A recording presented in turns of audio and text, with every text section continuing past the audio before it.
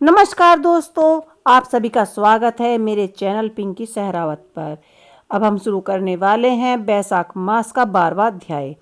यम बोला कि हे शंभु ब्राह्मण, मेरी बात सुनो। मेरा विलोप हो गया। मैं मारने से भी अपने पद के खंडन को अधिकार मानता हूँ कि हे कमल शासन, अपने स्वामी के यहाँ रहकर अनेक नियुक्तियों किए कार्य को जो नहीं करता है वह धनु बनता है। जो बिना कार्य खाता है तीर्थ योनि में जा 300 कल्प तक नरक भोगता है। जो निपह होकर अपने स्वामी का काम पूरा नहीं करता वह घोर नरक भोग कर कौवे की योनि को प्राप्त करता है। जो अपने कार्य में तत्पर रहकर स्वामी के कार्य को बिगाड़ देता है वह 300 कल्प तक चूहे की योनि को प्राप्त करता है। जो कार्य करने की सामर्थ्य होने पर भी घर रह जाता है वह बिल्लियों की योनि पाता है। सो हे देव, मैं आपको आपकी आज्ञा अनुसार प्रजा के धर्म का समाधान करता हूँ और उनके कर्म अनुसार पुण्य और पाप कर्म को धर्म शास्त्रों के जानने वाले मुनियों द्वारा भली भांति विचार कर कल्प के आदि वर्तमान में जो यत्न होते हैं वो मैं देता हूँ। हे प्रभु, आप में आपकी नियोग को करने की सामर्थ्य नहीं है, क्योंकि कीर्तिमान राजा ने पृथ्वी से आपका नियोग अखंड दिया है। इस राज्य के भय से समुद्र पर्यटन सब पृथ्वी के मनुष्य बैसाख के कर्तव्य धर्म का पालन करते हैं। प्रजा ने सब पितरों शरों की पूजा, अग्निगोष्ठ यज्ञ, तिथि यज्ञदीप,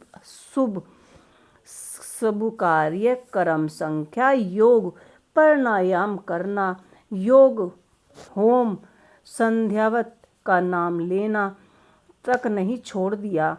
और उनके अनेक प्रकार के पाप करने पर भी उनके वंश के माता के वंश के ससुर तक के वंश के 26वीं पीढ़ियों तक के पितृ सवर सब पापों की युक्ति होकर दिव्य देह धारण कर मेरे मार्ग छोड़ विष्णु लोक में श्री हरि भगवान के पास चले जाते हैं।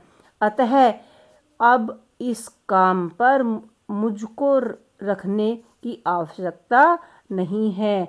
यह आपका दिया हुआ दंड और पट आपके चरणों में रखता हूँ।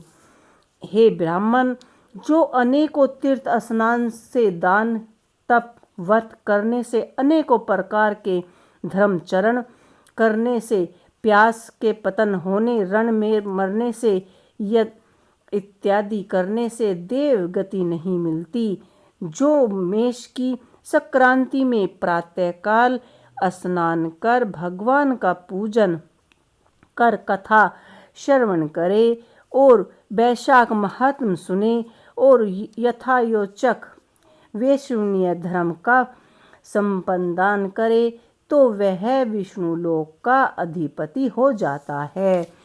राजा की आज्ञा से बैसाख मास के कर्मों को कर सभी मनुष्य वैकुंठ धाम को चले जाते हैं।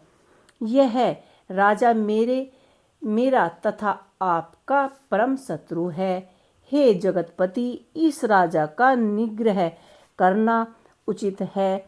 यदि हम आपकी उपेक्षा कर देंगे तो केवल विष्णु भगवान के चरणों का आश्रय लेकर वह राजा इसे संपूर्ण लोक को वैकुंठ में ले जाएगा। इसमें संदेह नहीं है कि कीर्तिमान राजा ने मेरे लिपि दूर कर दी है। ऐसा किया क्षेत्र के आज तक नहीं, इस क्षेत्र में किसी ने नहीं किया है कि हे प्रभु, पट मांजन की बात तो पूर्णों में भी नहीं सुनी। उस राजा के सिवाय भगवान तत्पर ऐसा राजा कोई नहीं है जिसके पटमंजन की घोषणा कर दी गई हो और वह यमलोक का मार्ग रोक दिया गया हो। आपके होते हुए मेरा यह दुविधा कौन दूर कर सकता है। यह सुन सभा में बैठा भारी कोलाहल हुआ। तब पवन ने ब्रह्मा जी की सलाह से उसकी वाणी को रोक दिया और यम को वहां से उठाया और आसन पर बैठा कर पूछने लगे, यह दुर्गति तुम्हारी किसने की है। तू के केशु केतु जो सबके पिता है, उसके सामने अपना सब वैतंत कह, वह तुम्हारे हृदयस्थ दुखों को दूर करेंगे। तब पवन के कहने पर यमराज कुशकेतु के पुत्र के मुख की ओर देख बड़ी दीन स्वर और गदगद वाणी से सत्यवचन बोलने लगा। तो दोस्तों, हमारा ये 12वां अध्याय यहीं पर समाप्त होता है। आपको हमारा ये अध्याय कैसा लगा हमें ज़रूर बताइए और अब हम आपसे मिलते हैं बैसाख मास के 13वें अध्याय में। ओम श्री हरि नारायणे नमः।